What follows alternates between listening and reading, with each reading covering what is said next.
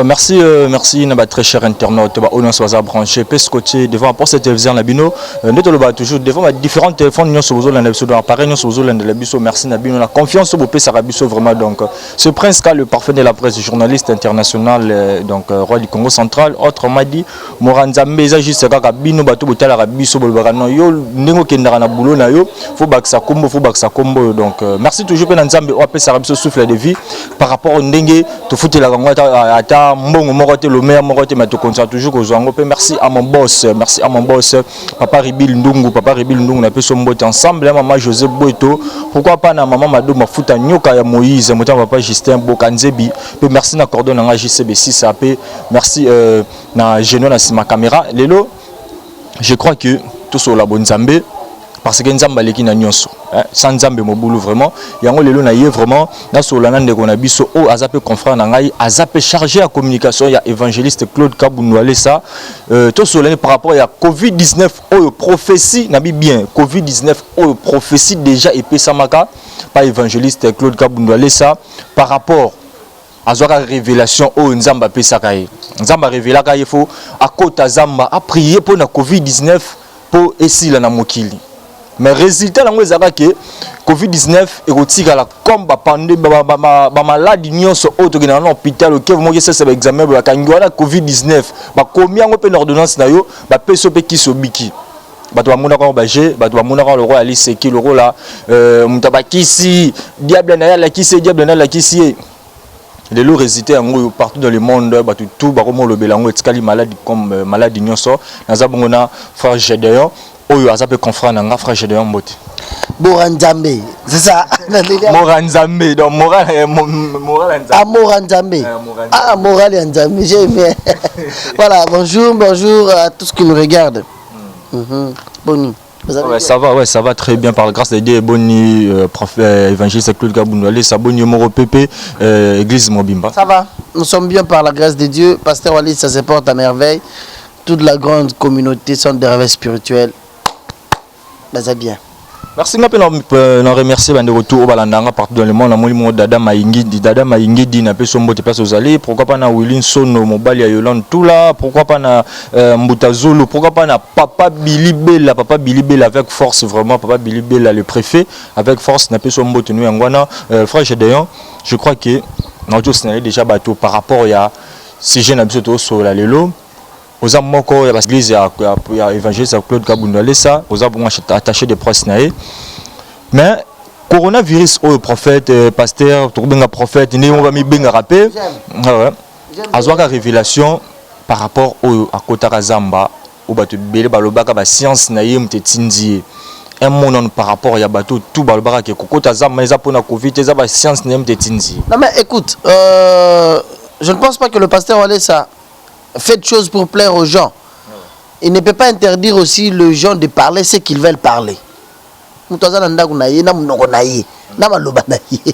O pekise ndengeni.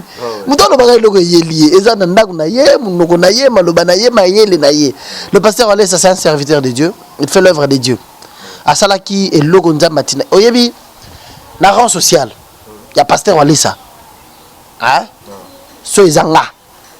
Ce qui est pas Nzambe na osala honte parce que moi je pense que Bilo rebelé to senga Nzambe a payé déjà ébélé parmi Bilo to senga raï il est béni financièrement azana mbongo financièrement bo Dieu l'a béni azana abota bane belé abota so di bana ndenga zana voilà bana na moko biologique je t'ai dit avec sa femme abota bane belé moi c'est mususu de libanda o aya na ndenga aya pe na bana na ndenga femme na yena maman Angèle bane belé mituke belé bandako belé bandako na poto bandako awa siko kota na mai wana pona osepelisa nani asala ika eloko Nzamba lobaki na ye Nzamba lobaki na ye que Dieu avait besoin d'une personne qui pouvait prendre la charge la responsabilité s'humilier devant Dieu parce que Nzamba talisaki makambo belé pona omoni corona avant ekota Dieu a accepté que pandémie o ekota parce que nous avons tourné les dos à Dieu. Tout ça, là,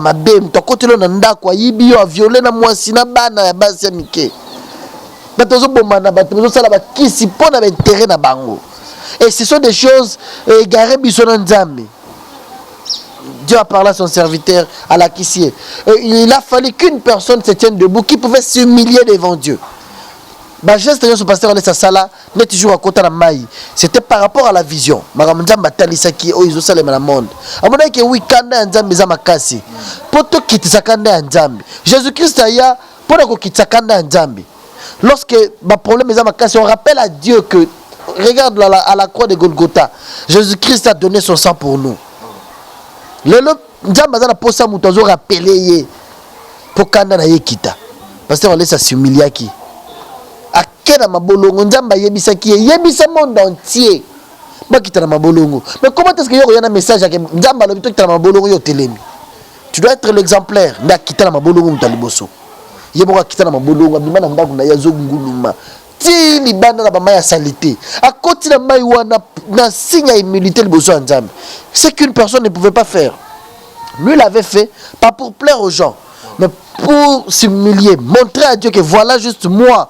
Oh batu banviaka batu bazana posta to yeba na walesa to solo la na walesa to za na contact na walesa tena siko ngai wana liboso makambola kisinga na koti na ba maya salité na mikitisi nazo sengo ga eloko moko longo le biso corona limbisa biso to za batu mabe elongo le biso corona et ravager biso tendinge sali na monde tala corona ndenge bomi na monde en Espagne aux États-Unis batu bazo kufa bazo lo ba nombre batu bazo kufa par jour zo lo ba eza ba blague ou bien zanine. Attends, ma fourmi noire, tu vas bongoté. Il y a 5000 personnes, l'élo. 2027 est une année scandalée. Une année à scandale, ma casse scandaleuse. Mais c'est quoi? Dieu a écouté le pleur de son serviteur parce qu'il a traité une alliance avec lui. Nzamba par rapport à l'alliance Kabundale a traité dans Nzambe. Wala sa ningo zomona yoana aboya makambo belé a sala makambo belé te pona ko respecter alliance na ye Nzambe. Dieu a vu aussi le sacrifice naïe Nzamba yebisie. Voilà ça. J'ai dépouillé la mort. J'ai dépouillé ce que le diable avait mis dans le coronavirus. Désormais, ça reste une maladie. Mais voilà ça soit risque wana. Dans le moment où il y a 5000 personnes par jour na bambo comme sous. Chaque pays a enregistré 5000 morts, 4000, 7000 na poto avec des grands hôpitaux, avec des respirateurs, avec le moyen. Mais là mais pasteur ça soit risque koloba nzamba yebisinga ke corona et koboma biso sous te dépouillé to ko vivre nango la malaria ba to finga ina mona na ba pasteur ko na ba télévision oh az impressionniste azam ta ba beza koti na ba mai wana poto mona ye akota na mai wana tazo tazo ba na pasteur lesa na kibomoto boya lekiye de 0 à 1999 ko lekiye na ndenge nini na ki pasteur financièrement je parle na kibomoto na rang social. Mais mon tour la télévision, l'obiti, mais la race sociale, c'est pas ça notre sujet. Le grand message est que ayokate marambato lo baranaye. Asalaka onzamba lo baranaye. Ah? Akota na ba mai wana. Abima yana message nzamba yebisika corona za dépouiller. To vivre nango logo la malaria na typhoïde, tikali maladie. C'est ndenge somo nango nzamba longo liango. Lelo elora lobaka nde salemi. Mais frère, je dois avoir tout côté elora lobaka ndenge yango nde salami. Merci na Syria Njota, merci na papa Kibonge, merci na Jean Silman Tomopila, mbote na bino vraiment ngwana frère Gédéon. Ba te belé baloba ezalaka spectacle bien préparé parce que fallait ndeka katango ala tarane bilambane normal en veste ou bien en plastique. Fallait na kota na mai bongo mais yazaki na préparé à kota na mai na basak na nzoto. Pourquoi ba veste na cher ala takawana à kota na mai te ba te beli ba se poser la question. C'est comme ça un spectacle bien préparé parce que ba caméra pe zalaka po bolakisa mokili mobimba ke évangéliste Claude Kabunole sazo baluka na mai azo fukama po lelo oyo mokili pepe c'est raison que photo fukama pour na coronavirus nzamba limbisa mabena. Merci pour la question. Tu sais d'abord, zalaki période pasteur allait zalaki na front. Azala ba prière.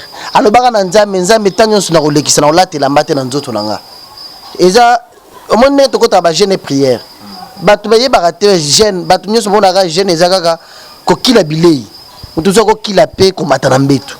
Mais azoli azotambola mais azomata mbetu tazola la pembe la mwasi na yete. Alobi Seigneur, pendant 4 mois na koyeba nzoto ya mwasi na ngai te osala nanga likamna sengi yo.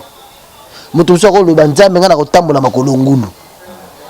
na kotambolaka makolo ngulu osilisa pasi naza nango osalelanga likambo naza nango walesa yebisaki nzambe na nzoto nango na kolata bilamba te na kolata kaka basak ti orépondre ngai mpona maladi ya corona. C'est pourquoi alataki basak abandaka na basak alata yango pendant plus de 4 semaines chaque jour alata basak na nzoto. Et c'est fait que ce jour-là Dieu lui a révélé des choses, la cause il y a maladie. Dieu réclame nos genoux. Il y a kiti na mabolo ta kinda la mai.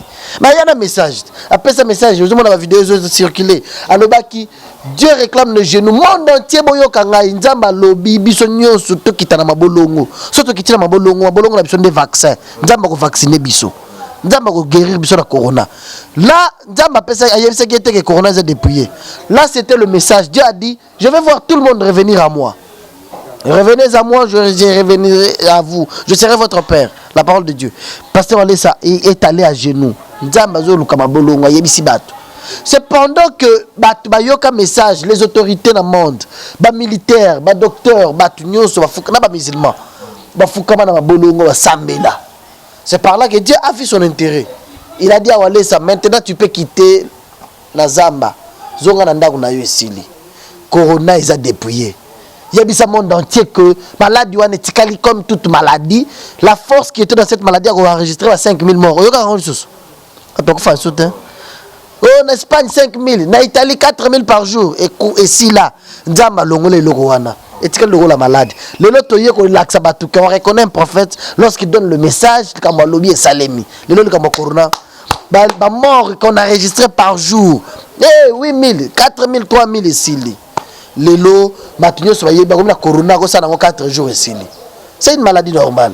C'est une maladie normale. On a préféré na pem souma mki pour tout landa image wana. Je crois que tant toujours le babé. Bande musu baza image wana. Tu vas pour ça ba mon nenge pasteur Kabundole sandenge agumba mara par rapport à kutana ba mai wana. Merci na JCB6 le cordon. Na mama Charoufa nanda ku merci pe na jeune na caméra. Pourquoi pas na Julio Nzao. Pourquoi pas na Doli Malonga. Pourquoi pas na maman Brigitte Mandanda. Pourquoi pas na Boussole Maté a pété. Bambo terminé wana Valentine Massamba ya yope ngwana ndenge zalera toujours. Donc natiki binoto la première partie oyo évangéliste Claude Kabundale sa bimara malanda kuni ya rofuka matinenga kindo ko tala mai après to bombe le deuxième partie osko abana go prêcher au place où tu PC raison ba tout bafukami natiki bino to landa ensemble na papa Billy Bella le préfet. Croyons à ton nom. Nous croyons à ton nom. Nous croyons à ta force. Seigneur, tu es capable. Tu es capable. Tu es capable. Tu peux tout changer. Tu peux tout changer.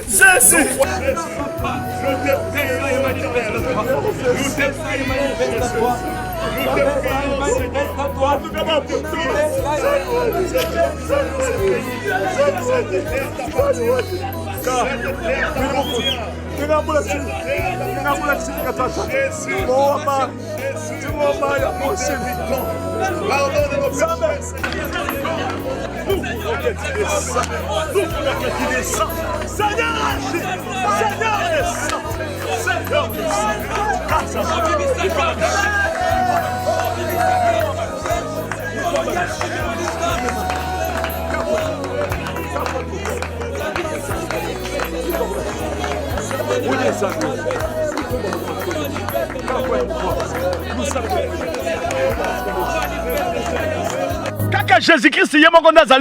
C'est seulement Jésus-Christ lui-même qui est immortel. C'est pour cela son nom est au-dessus des coronavirus. Toi qui es dans la maison, élève seulement le nom de Jésus-Christ. Tu sentiras la paix. Tu vas sentir la paix. Tu sentiras comme si tu habites de l'eau froide. Tu ne vas plus craindre le coronavirus. Parce que le nom de Jésus-Christ est au-dessus des corona. Même si tu es atteint, ça sera une simple maladie de tout. Yes. Ça sera seulement comme la grippe, comme une simple maladie qui va passer. Toi qui es dans la maison qui est atteint, ne crains plus. Le nom de Jésus-Christ est au-dessus de le nom de la mort. Jésus-Christ. Merci pour l'antivirus. Merci pour l'antivirus. La corona.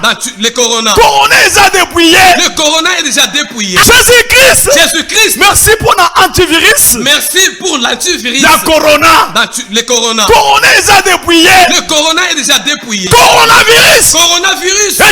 Malaria. Il est resté comme simple maladie. Je déclare. Au nom de Jésus. Coronavirus. Malaria. Il est resté la malaria. Il est resté comme une simple toux. Ce qui faisait le venin. Qui était le venin spirituel. Et déjà dépouillé. Au nom de Jésus-Christ. Alléluia. Amen. Pourquoi je disais cela? Espagne. Parce que j'avais vu dans certains pays comme Espagne, comme si maladie, cette maladie est devenue normale.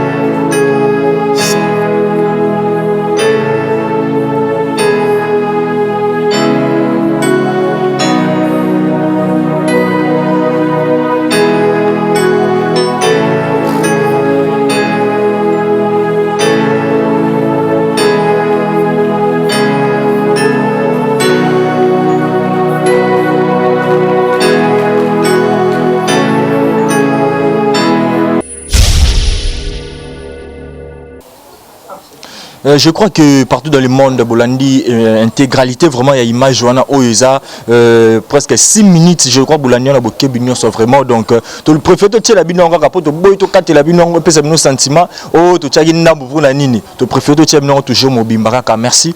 Tous ceux qui sont malins, maintenant, frère, j'ai des Ouazabongo, attaché de presse, il y a évangéliste Claude Kaboualesa, merci na Sami qui sungi là en Hollande, Sami qui sungi en Hollande, puis son botte, pourquoi pas na papa Oki qui zouama na peso mbote place aux papa Ogi qui zouama na peso mbote, pourquoi pas na l'Ukraine Manuela la fille du roi na peso mbote, frère Gédéon toi qui n'a pas malé mais je crois que peuple de dignon sur elandi vidéo on a presque intégralité à 6 minutes oyo message est lancé par évangéliste Claude.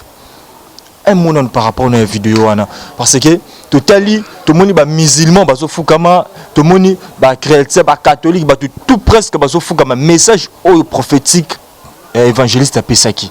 Et là c'est raison. Un mot par rapport à la vidéo. Il y a beaucoup trop mais nous sommes dit qu'on reconnaît un prophète lorsqu'il prophétise, ça se réalise. C'est ça. Un prophète, c'est celui qui vient, qui parle de la part du Seigneur, et surtout avec exactitude, avec maîtrise, certitude. Azolobe logo nzamba alobi na ye. Alobi logo nzamba alobi na ye. Alobi yango na mama oyo bato bandondi mate bato zo kufa babi wale sasa liboma.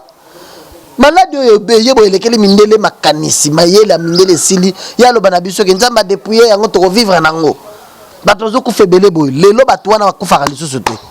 Les autres comment vivre la maladie mutujo ça bien corona na la takashine e corona melikisi ya kosu akutubulu kutuna sinda izo boma yango babe bulu kutu sinda uche couvre boye sili na kaza couverture no Tokyo corona gimimbango c'est-à-dire force ya ko boma nzamba longoli et que malaria et comme typhoïde et comme maladie normale yo moko ko zo soin nango omoni nous nous bénissons Dieu parce que au moins chaque fois qu'il y a problème à ma case zo kangambo kanabiso. Il se tient debout, il part au front, il prie. Nzamba pesa sur l'imbabu, l'élection. Avant l'élection, Salema. Alors, Nzamba talesa qui est bain de sang. L'élection, quand Salema bien tenamboka oyo. C'était prévu comme ça. Que pouvoir yakala, régime yakala, bazala qui prêtait yako céder pouvoir. Ce qui va céder, c'est parce qu'on a prié. Wale sakenda na Zimbabwe matana ngomba sambela. Nzamba tele saka arc-en-ciel na drapeau Congo. Akenda ko sambela la famille na été. Azo logement, azo la visa to kenda, matina prière wana sambela pour Nzambe a sauver ka Congo. Nzambe alongola makila batiaki na mboka oyo. Élection les gars na kimia avant élection Salema, avant pas publier résultat passé wala saloba Nzamba yebisi ngai président ya kala kopesa na mbote na loboko na président sika. C'est-à-dire élection ko Salema pacifiquement. Qui s'attendait à ça? Et Salema bongo Tshisekedi na Kabila Joseph mapesa na mbote. Bayambana Kabila lobi na bimit Tshisekedi à côté. Nzambit Mais révélation mon peu évangéliste Azoaka par rapport que président faut appeler ça un message c'est comme si Soukakara Bongo président en place c'est Félix Antoine Tshisekedi président de la République message c'est comme si est-ce que évangéliste pas coûte à peine président de la République appeler ça un message. Pasteur on laisse un message et là on dit malobi na ye nzambe mutatie président na mboka l'accession au pouvoir de Fachi Dieu a parlé à Kabundu aller na Zimbabwe il a parlé ce que Dieu lui a dit bon président Bimi Nzambe a révélé que un groupe de gens bazo bonga babomaye dans 10 ans ko ka babete babomaye abandi ko sala ba démarche akutana mokonzi a PC message bazo kalaye batu ya bureau ba bien wala ça so ngaya c'est ka ya alia alors ça la cop parce que tu belé ba remettre au jugeant pasteur wala ça ba pasteur belé ba diminuer pouvoir en Nzambe na ko senga mbongo na bakonzi Moni, ba pasteur belé ba diminuer le loko mi pasteur azo ya nda kwa mokonzi po ba yambaye il faut ba vandi ça ba betse ba tout. Pourquoi? Parce que quand le pasteur part ba konzi ba yoka ke loko malonga ba yoka bisa ba monter. Ba yoka ceux qui aye a relaxanga yi ko nini ba ba nini état de besoin. Pesa mbongo boy to sala boy. C'est pourquoi Bando Kassé Walès il pensait qu'il était du nombre. Il y a pas ça la biloko na Walès c'est quoi sengi a mon message zo ya makasa to ko perdre président. Tu vas perdre yé le bateau bazo boya na yambaye ayamanga tu vas perdre yé abu abeta en église nzamba tali singai ke aye ba bokonzi azwa wane nzambe nda pesier ce qui est à lookinga ite to sambela ba kobomaye alobelo ko nzamba yebisaki et créer problème wala c'est arrogant le président Lukaye oh comment bien le message kana ba pasteur il faut ba luka ba président comment est-ce que président ko yeba pété que j'ai besoin de Dieu je pars voir un homme de Dieu azo tambola na robanga nzambe. Mais tu dois comprendre bien. Président Vandi Pebo na Zimbabwe tout le monde yango Robert Mugabe abandoke Luka John Maranga. Mokoza ba poste ba mambuno ba Vandi Robert Mugabe président de la République Kenda Kabi na yeko Luka bino bo sambelela ngai nzamba lobinini nzamba lobinini pour la mboka. Mais c'est ça ce que nous voulons. Dès loko passer on laisse ça. Dimension zo linga ko mema ba congolais. Ba konzi ba yeba que Dieu est au-dessus des. Nzamba zal kolona bango ba konzi. S'ils ont un problème bango ba ya vers Dieu. Lorsque le pasteur laisse un message et qu'il y a un problème, et tu copies, alors que le président Kokoufa, il y a le vrai Logonzamba Lobina. Lorsque le message est pas président Bengaye, président Tinda Bato, il a appelé Walesa, Aye Bakoutani Basambeli, pasteur Walesa, il président Nin. Moka Oyozui, Satan a régné ma casse na Congo. Organise une prière, donc c'est l'anza Mboka na Raboko Naye. Le président a la prière dans le stade. Mouta Ebise, c'est pasteur Walesa. Même prière est célébrée dans le stade. Moutaïbissa, président de la République, c'est le pasteur Walesa. Merci, frère Gédéon. C'est la prière. Il y a un pasteur Walesa Moutaïbissa, mais là, clôturer prière. Parce que c'était lui le visionnaire. C'est lui qui devrait clôturer la prière par rapport à ce que Dieu lui avait dit. Il a prié à Moutasuka après le président Bimi Akei. C'est-à-dire, président Yokai, Aouti Kananga. A fêté bonne Kananga. Président Bengsaki est dans réveillon. C'était le 31, la nuit du 31 au 1er janvier 2022.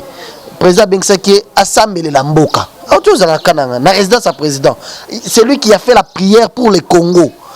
Makamutokomona ba bénédiction ba kosoma bandaku ba koza mikanda ba kosoma biloko ba congolais nyos ba kozala nesengo. Na prière, ba la confiance na prière passer on laisse ça là le 31 na résidence à président. Merci frère Gédéon, tout le monde qui est vraiment presque à la fin déjà. Donc merci na Nicole Mafalaki de Bruxelles, pourquoi pas na Mélanie Mbumba, Bijou Boeto, Ayopi Angwana, merci na maman Mado Mafuta Nyoka Moïse, Motema papa Justin Bokanzebi, merci na boss Nangai, voyez bien papa Ribi Lundungu, papa Ribi Lundungu, na peso mbote ensemble na maman José Boeto, ndenge ezara toujours. Pourquoi pas na dada Maingidi, Yada Maingidi na peso mbote na yo, papa Billy Bale. Papa Billy Bella, n'a pas son mbote vraiment papa Billy Bella, n'a pas son mbote le préfet. Il y a eu un wana. Franchement, j'ai d'autres monsieur presque na souka. Mais question moi etika ligaka, batu belé pe banga quoi approcher évangéliste avec le Kabunwale ça par rapport ne balo barage féticheur mamunyo so salaka il y a une spiritualité à molili. Un mot par rapport au yango pour te clôturer na biso. Je pense que chaque fois, on est enregistré ensemble à la presse, pour montrer combien batumbi banyoka bakisia banganga ndenge ndenge. Surtout question na mezaki sirwana bakatia baya ba pesa kaka. Et beta ke retour te. Azana nzambe. Wal batwana nyonso. Bango baya ko pesa bakisi na bango po bayebi que biso tozana Satan to saleli Satan mingi Satan comme luka compliqué vie na biso to tika vie à Satan to ke ne pas nzambe batalit nento ko pesa o azana possibilité na capacité o azaya nzambe bango mo bayaka na bakiso na bayebi qu'il est de Dieu yango bayaka na bakisi na bango ba pesi ya tumbi yango batikale à l'aise tu vois c'est ça année où nous avons enregistré ça biso to lancer défi occultiste moral le karalo bao biso tozala na wale ça l'occultisme allo bango nganga moko le karalo bao ngai de nganga na yebiso to sala anekisi après j'ai donc na souka vraiment donc mais au fond la souka page monsieur ngo melengi mais donc dans la souka ils appellent ba féticheur mususu obiso pe tozora chance ya koyamba balobaka ki ba travailler na pasteur wale sans en collaboration bazana posa ba yebana ce que yambi bango un jour benganga hein so zana féticheur bongo benganga ai aya lobi ngai biso travailler na pasteur wale sa benganga bayaka po ba yebana ba profiter comme na ye po ba bi c'est un serviteur de Dieu établi par Dieu azotamona obanga nzambe soki ozana bango benganga baza lokuta bayaka nde po bayebana to utiliser comment passer relais comme ça bato bayoka po ye bato bazosala confiance tala na mboka oyo tozana bino awat bato bautaka partout dans le monde chaque dimanche on enregistre des visiteurs bafuti ba billet moi sina bana famille bazui ba logement séjour bayeka po basambelela bango bato na basali confiance ba outil bande belé bongo bayaka po mona lobo nzambe parce que on laisse foutre ça bango bongo te asenga bango eloko te. Merci frère d'ailleurs. Je crois que prochainement au Fongola sous page mususu prochainement au fond la page mususu aux la page à Covid-19 par rapport à la révélation au évangéliste Azwaka na habité dernier mois par rapport il y a première fois pe au les la chaîne la biso pe ba remerciement nous pendant le numéro contact ba au tout bani bazo évangéliste ba zo à travers le numéro contact plus 243 85 42 53 682 plus 243 85 42 53 682 j'ai juste un seul numéro. Salutations à lui-même l'évangéliste Claude Kabunduale ça nzamba apambola ya protéger Claude Rila Makaya des États-Unis. Claude Rila, des bonnes choses à toi, bonne convalescence. Moi Yvette, ma maman Albumbashi, je l'aime beaucoup. Albumbashi, Michel Mukendi mon ami Albumbashi, le patron Jean-Paul Mboma Albumbashi, Amboujimaï, le ballon d'or Didier Kaniki. Je pense également à mon ami personnel le Cashman Big Rosai Mike Kabukala, le Cashman Big Rosai Mike Kabukala, lui chaque fois que tu auras vu la pasteur l'Instagram je sans sauter moi il a $5 000 besoin de taper ici et pasteur Zoua il m'a dit c'est que je suis aujourd'hui dans comment ce mavanda les apôtres pasteur on laisse s'assembler là c'est tout ça témoignage de partout Big Rosai que Dieu te bénisse un ami bien. Je vous aime beaucoup, vous êtes belé. Maman Perpétue à Londres, sois fortement béni. Je ne saurais pas finir le nom parce que vous êtes très nombreux. Mouzé Vainqueur Kaniki depuis la Belgique. Bon, il est en séjour ici à Kinshasa. Que Dieu te bénisse. Le patron Chance. Tous les années à Kinshasa, il y a qui n'est congé à fête. Il rentre déjà. C'est mon fils aîné. Bon séjour à toi les fils, je t'aime bien. Que Dieu vous bénisse de partout où vous nous regardez. On se retrouve à chaque fois que vous avez besoin de nous. Merci frère Gédéon, Nathan est disponible pour Nabiso. Merci à chers internautes donc s'abonner massivement. Abonner Nabisoté, s'abonner massivement vraiment donc après on aura toujours émission que coronavirus les lots ils neutralisé par prophétie et prière, il y a évangéliste Claude Kabunduale ça yango lelo et salami donc merci na papa nangai vraiment donc on peut sanga pas conseil on peut sanga princesse sala toujours musala et aussi papa Ribi Lindungu merci na maman José Bout ensemble na palais pourquoi pas na pe sambote sous ce père maman Mado Mafuta nyoka ya Moïse muté papa Justin Bukanze puis merci na cordon JCB ça ensemble na maman Charoufa puis merci na Jenon na ma caméra puis ceux qui nzamba zongité ceux qui zongité to kutana mbalesi na numéro ya sika. Merci beaucoup.